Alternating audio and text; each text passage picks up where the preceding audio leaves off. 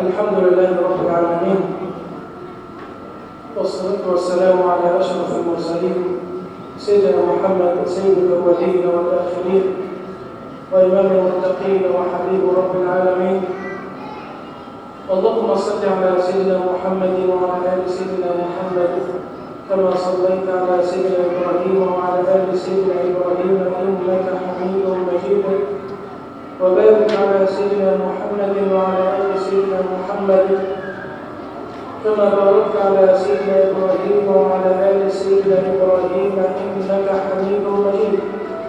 أما بعد، طبتم وطاب منشاكم وتبوأتم من الجنة مقعدا ومنزلا، وجعل الله عز وجل هذه الجلسة وهذا الشهر الطيب المبارك في ميزان حسناتكم يوم القيامة، اللهم آمين.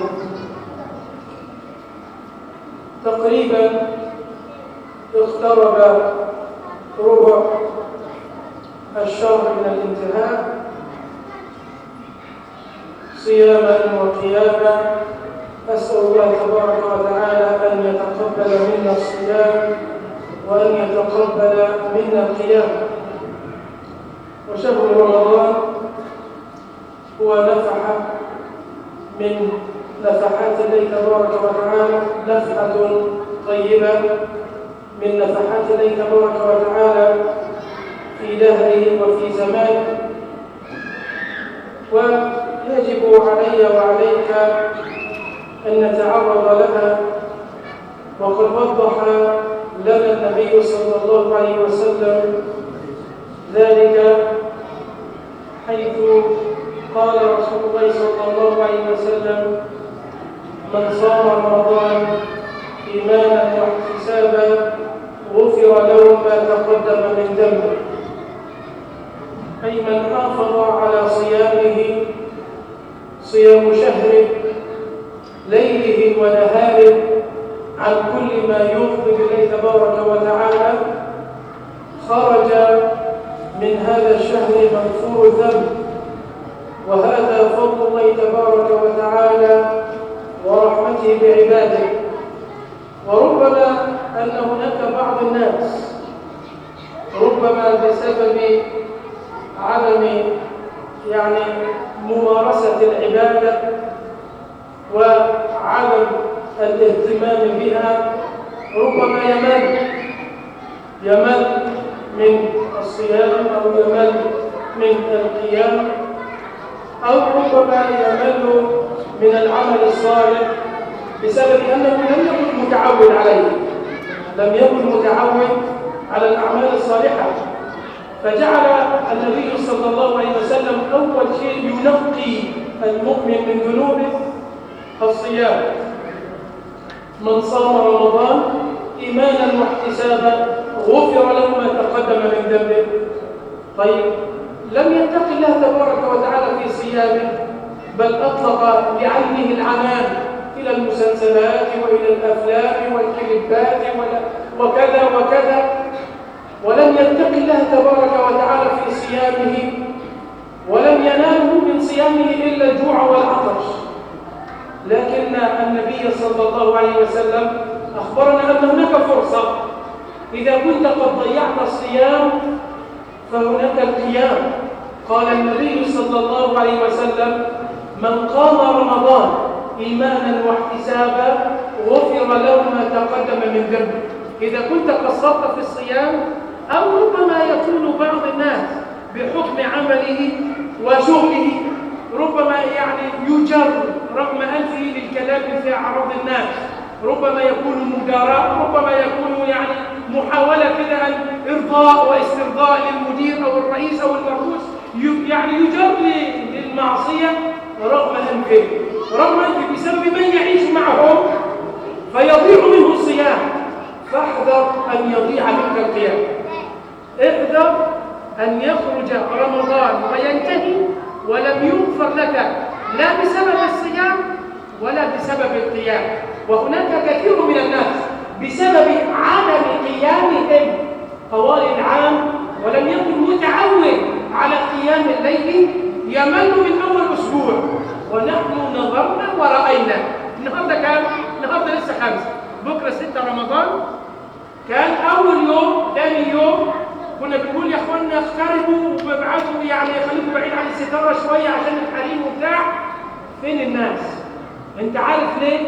عشان هو مش متعود على العباده، مش متعود على القيام، مش متعود على الوجود في المساجد. خلي بالك ان مجاهده المعصيه ايسر ألوف المرات من مجاهدة الطاعة. ما كلنا ما بنزنيش بفضل الله تبارك وتعالى، كلنا بفضل الله ما بنقتلش، يعني ما بنرتكبش كبيرة من الكبائر. ليه؟ أنت لو قلت لواحدة يعني تعالى إن احنا جبنا في واحدة ست كده ويعني فيها في جريمة زنا، تجد وجهه يحمر وربما يغضب وربما يعني ينفعل وربما يفعل كذا. ليه؟ أصل هو دي مجاهدة النفس، خلي بالك. لكن علشان تقول له تعالى احنا النهارده عندنا جلسه علم، هنستمع النهارده للقاء ودرس صعب. معلش والله اصلا انا عندي مشوار ضروري يعني دلوقتي حالا، معلش والله اصلا انا يعني عندي ميعاد، اصلا واحد منتظرني في البيت دلوقتي حالا وهو منتظر ماتش الكوره 90 دقيقه، هو يعني يقعد في المسجد ربع ساعه. يا عم الشيخ انت طولت عليه، يا عم ارحمنا لله تعالى، يا عم الجو حر، يا عم كذا افعل كذا.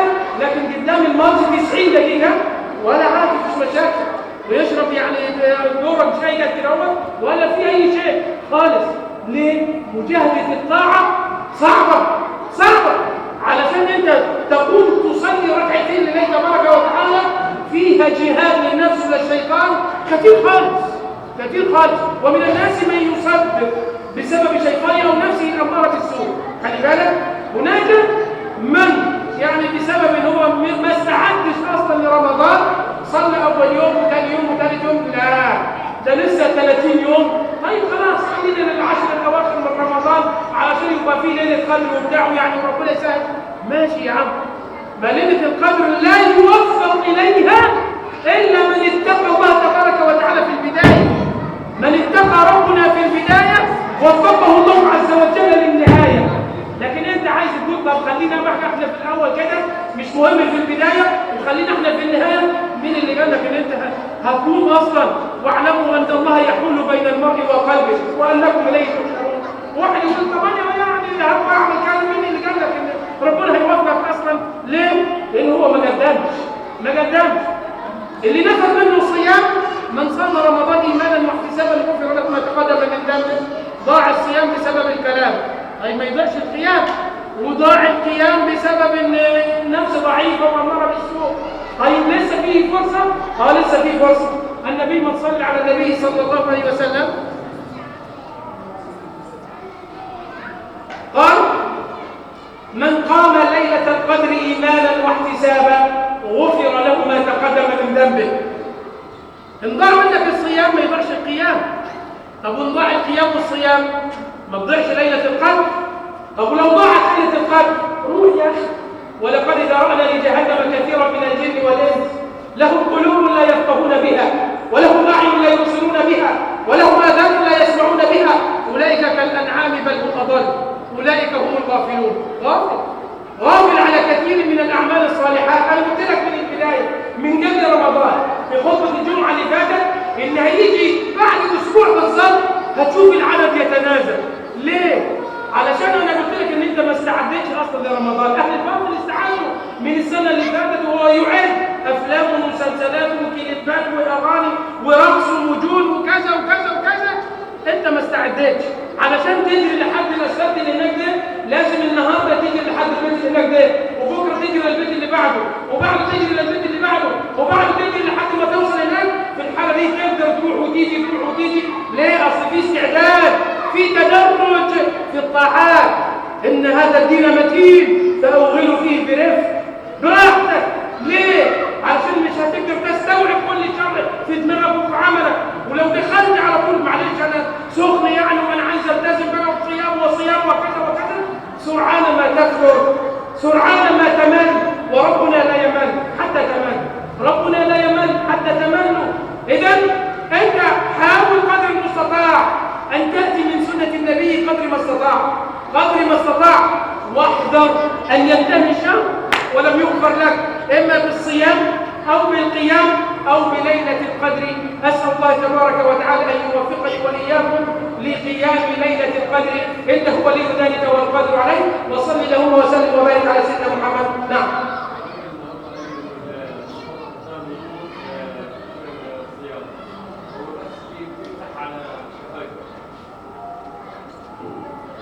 المضمضة لا تضر بالصيام، المضمضة لا تضر بالصيام، وإذا كان في صلاة الفجر تمضمض، وإذا كان في صلاة الظهر تمضمض.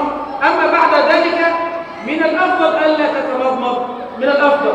ليه؟ لأن أصلا يعني ريحة الفم هي أصلا كريهة بسبب الصيام، ولكنها عند الله أطيب من ريح المسك. ليه؟ لأنها ريحة طاعة، ريحة طاعة، وانت فمك اصلا لا دخل ولا طعام ولا شراب ولا اي شيء، فمش مشكله. لكن لو طبيب اللي انا اتمرمطت سواء كان في صلاه العصر او بين العصر والمغرب او كل ساعه او كذا وكذا، ما لم يصل الماء الى حلقومك فلا ضير فيه، فلا ضير فيه. ولذلك النبي صلى الله عليه وسلم لما كان تكلم معه سيدنا عمر بن الخطاب رضي الله عنه وقال: يا رسول الله، هششت يوما فقبلت وانا صائم. قال النبي صلى الله عليه وسلم: ارايت لو تمضمضت بالماء، يعني وانت صايم؟ قال: لا يضر. قال: ففيما السؤال؟ وان دل فانما يدل على جواز المضمضه طوال النهار، طوال النهار. لكن لو جيت انت في النهايه وبدات تمسح على بوقك من بره فلا ضير فيه. هل هناك من سؤال؟ قوموا الى الصلاه يرحمنا ورحمه الله.